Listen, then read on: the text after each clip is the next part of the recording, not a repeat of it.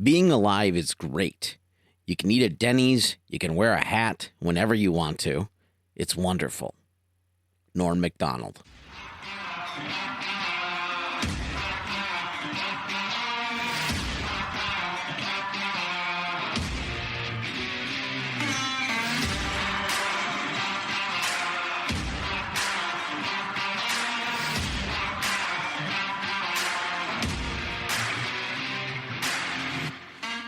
Hello and welcome to Peace, Love, and Robots.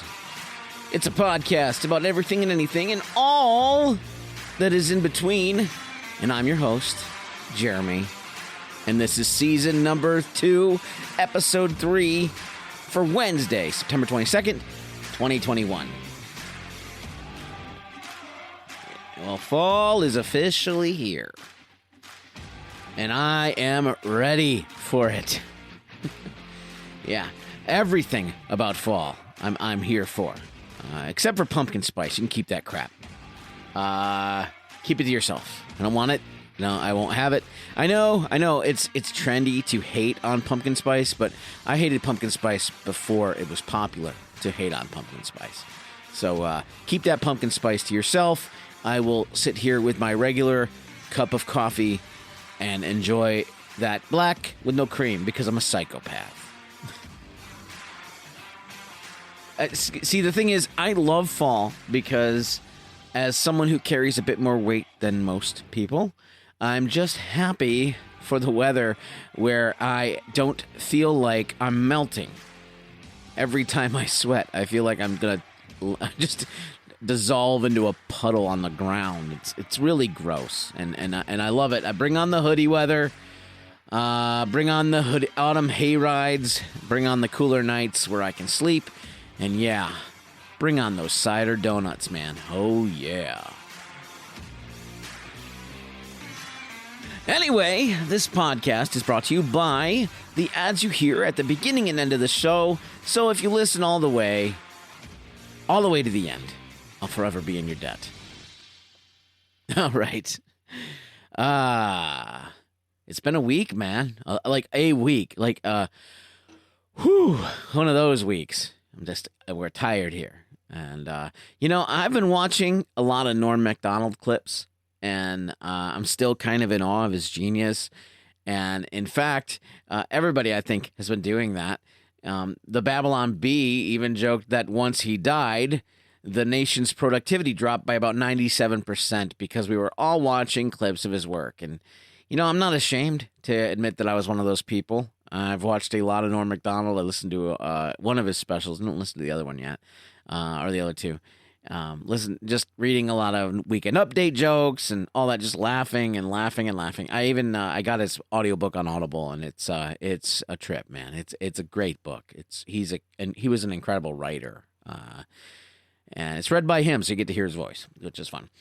Anyway, so I think by now everyone's seen this clip.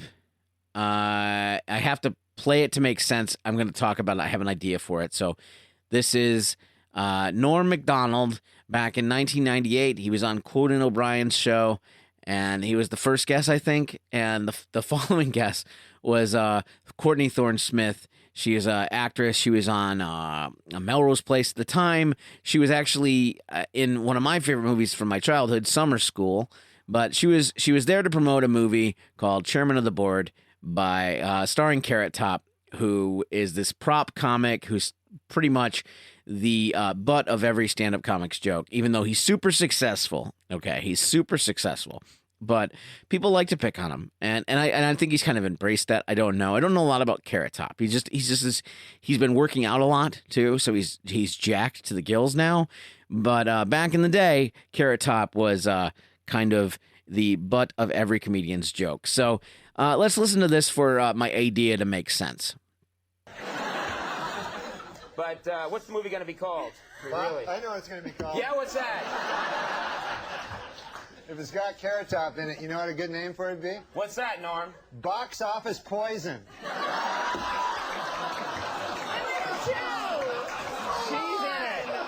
about my career? Courtney Thorne-Smith, the girl sitting to your left, is in the movie. I'm going to go see it for fun.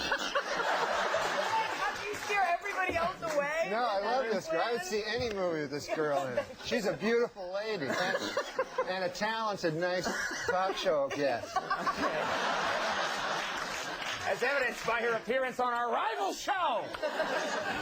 All right, well, there's this 2-hour season finale of Melrose Place. There's this movie coming out. Yes. Title undetermined at this point. Chairman of the board. Oh, all right. Do something with that, you freak. I bet the board is spelled B-O-R-E-D.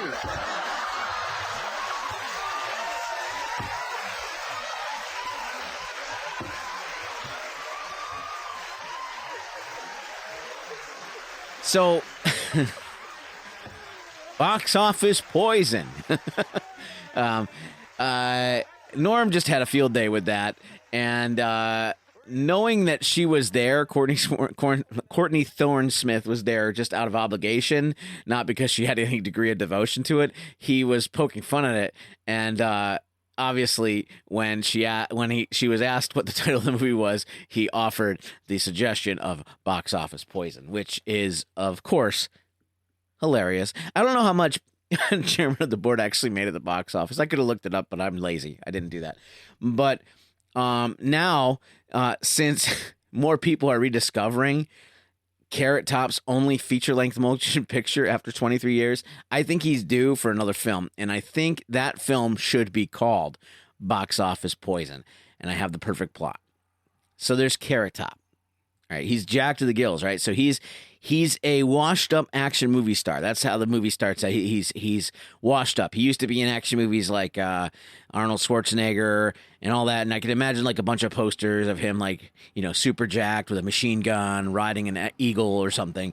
I can see all that like in his house, his stately manor, Carrot Top's stately manor, with all these posters from his movies. He's sort of washed up. Maybe, you know, the first scene is him just passed out on the couch, and his phone rings, and he's got, like, you know, bottles of beer everywhere, and he's just washed up, and he decides. He's a gambler. He's drowning in gambling debt, which of course would be an homage to Norm, because Norm had a gambling problem. He was very honest about that and open about that. But anyway, this action movie star, Carrot Top, he's washed up and he's in a giant pile of gambling debt, and his only choice is to make one last action movie, and this is financed and produced by the mobsters he's indebted to, because what they can do is they can throw all their drug money into it, and they basically launder it through the production of the movie and then, you know, the box office receipts. So the FBI also knows about this debt, and they're determined to leverage that info to take down the mafia once and for all. They convince him to not only make this movie, but make a movie so bad that the box office returns bankrupt the studio that acts as a shell company for the mob. And this will make the mafia unable to launder their money, weaken them to the point where they can't run from the feds. So that's you know, this is not a foolproof plan. See, Carrot Top, he has to be in top form, all right? He has to use various props that he comes up with for the movie. Sometimes maybe an oversized revolver that fires and distributes pomade for the mobster's hair, toilet paper belt, you know, because there's obviously going to be an obligatory camping scene while he shoots the film on location, right? Throughout the movie, like all these nice little props. In the end, in the FBI, there's an attractive FBI agent, which naturally would be played by Courtney Thorne Smith, right? And she falls for Carrot Top after he inevitably saves her from the mob kingpin, who's driven into a fury when it's revealed that his mother's secret recipe book is full of nothing but takeout menus from Italian restaurants, which is obviously another Carrot Top prop.